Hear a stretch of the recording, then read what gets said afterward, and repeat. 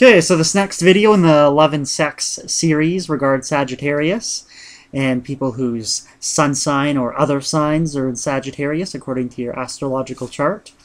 So the love and sex traits of various Sagittarius people is something like this. Sagittarians, subjects of the third and last of the fire signs, are under the rulership of the benevolent, expansive planet of Jupiter, and true children of this sign have outgoing natures in keeping with the accepted virtues of their ruling planet. Easygoing, open-faced, with attractive manners, they offer the hand of friendship to most people who will accept them. They are ever ready to aid neighbor. Generally, they have burdens to bear throughout their lives, and the Jupiter influence helps them to adapt to these problems while it enables them to develop a built-in philosophy of life that permits them to sustain their difficulties with very little complaint. Although liberal in their ideas of friendship, Sagittarians are remarkably conservative when it comes to sex and love. They sense that they are destined to face difficulty, this they accept, but of their own accord they often refuse to take on the added encumbrance of getting involved in the love-sex relationship, which calls for responsibility to say the least. It would seem logical to believe that as Aries and Leo are both fire signs and have strong attractions, Sagittarius, as the higher fire sign, must also follow along these lines. However, the truth of the matter is that the fire sign seems to have lost some of its sexual intensity by the time it reaches Sagittarius. The subjects of this sign take a very orthodox, very conservative approach to sex and love being rated higher than sex. Because they value friendship and because they desire to be liked by everyone they meet, many Sagittarians, especially those who are young, get an undeserved reputation for being flirtatious. However, if there are romantic ideas, they are generally in the mind of the partner rather than in the mind of the Sagittarian. The healthy, hearty, hail fellow well-met Sagittarian is prepared to offer comradeship, but he also desires to keep his personal freedom for as long as possible. Once married, Sagittarians still maintain a down-to-earth association towards their partners, rather than the attitude of deep affection that usually goes with marriage. Their liaisons are rarely truly amorous or romantic. They will look after their wives or husbands with care, but that does not exempt them from continuing to be friendly with other members of the opposite sex. The flirtations go on, and a wise partner of the Sagittarian will realize that the emotion is not likely to go beyond platonic friendship. The Sagittarian is quite happy to return to his own roost every night, even though he may forget to call up to tell his partner that he is likely to be delayed by some attractive female who needs a manly shoulder upon which to cry. He sees nothing strange in offering his own shoulder. He is quite likely to murmur soothing words to her in a fatherly manner, and not be tempted to indulge in any love play, even though subjects to some of the other signs of the zodiac may give him an open invitation to do so. Should the wife of such a Sagittarian not understand that her husband is likely to be sexually attractive to other women, she may hasten the demise of her marriage by becoming jealous and nagging. The husband himself will wonder what he did wrong in offering comfort to a human being who is in need of solace. His normally optimistic, jovial nature can be set back by domestic upheaval, but he is still unable to change his basic traits. The need of humanity affect him, and he knows he must be the constant brother, cousin, affectionate uncle, or general safety valve for other people's emotions. His entire approach to sex and personal love is casual, and that applies even when the Sagittarian is married. His wife is treated as a good sport, is expected to be reasonable and understand that he is not a philanderer, and when he is seen several times with the same girl, he expects his wife to be compared to comprehend that it is all in the interest of friendship, which is not to be confused with physical involvement. The Sagittarian has no vocal inhibitions. He calls a spade and is not enchanted with any sentimental approach to romance. The Sagittarian is frank to a point that can be embarrassing. It is fatal to ask if he likes a dress, for if he does not, he is perfectly capable of giving a no with explanations about why he dislikes the item that can send many a woman into tears or a fit of screaming that she is married to a brute who doesn't understand her. Generally, he actually does not, but he likes to think that he does, and above all, he certainly understands his own need to be honest under all circumstances. Love cannot stand the pressures of complete honesty. The man or woman truly in love, no matter how honest he means to be, at times will be capable of telling a little white lie if he thinks it will please his beloved. Virtues such as honesty and generosity can be carried to a point of no return, and unfortunately the Sagittarian, always well-meaning, comes to this point frequently. He can destroy more people by being compulsively truthful than can the most compulsive liar. His lack of romantic ideas is certainly rooted in this super-honesty. His arguments run according to this type of pattern. Why tell a woman she is the most beautiful thing in the world when she is sure he is yet to see more beautiful? Why say he will love her forever when forever seems to put a restriction on his own ideas of liberty?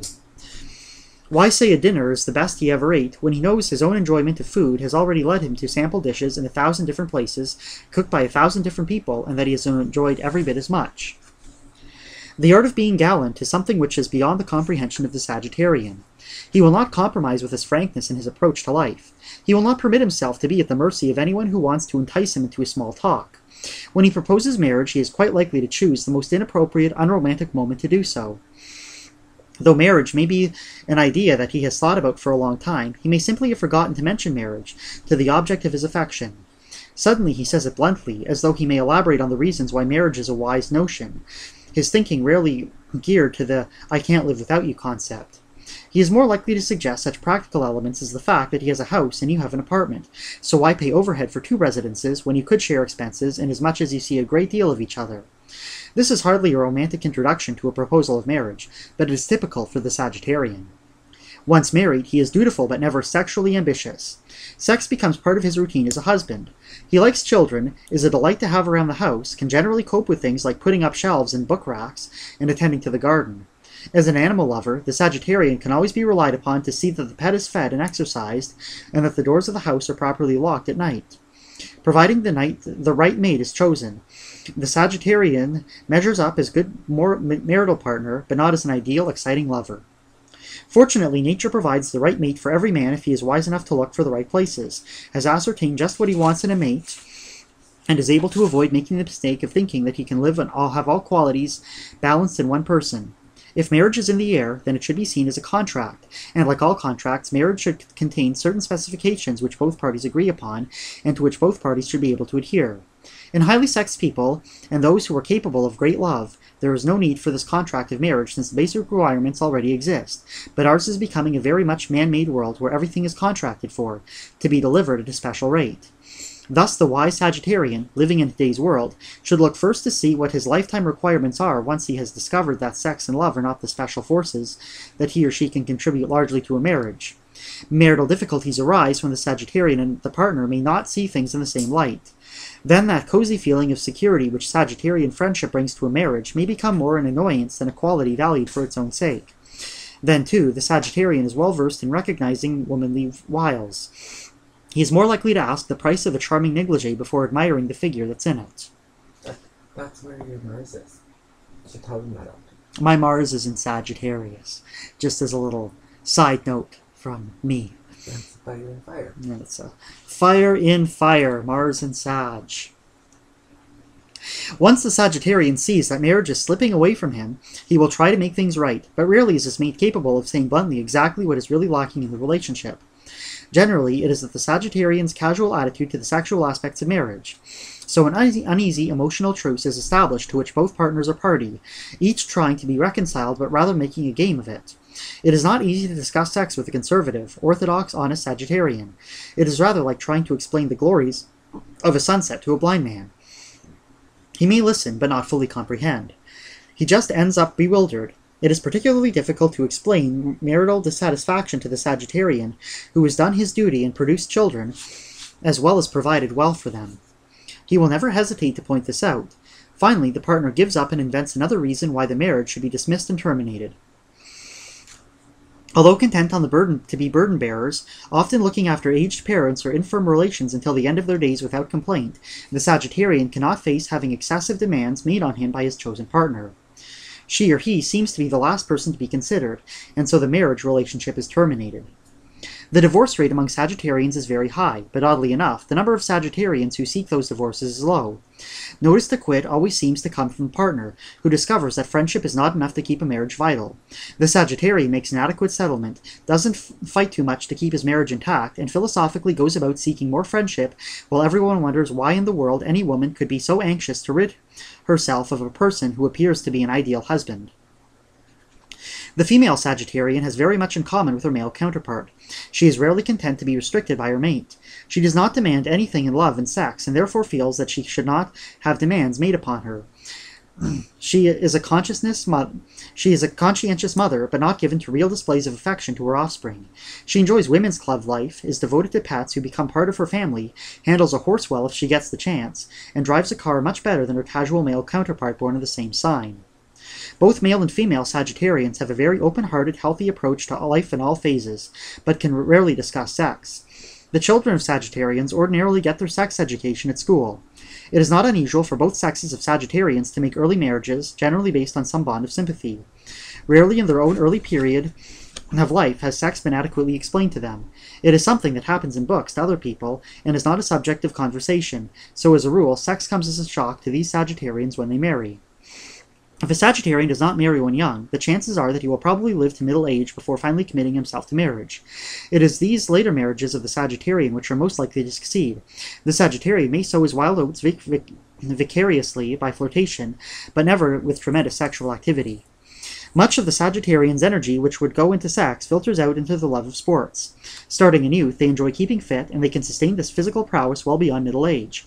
After a brief period of determined retirement, they get bored and come back for a new lease on life in the sports sphere, often as coaches and instructors.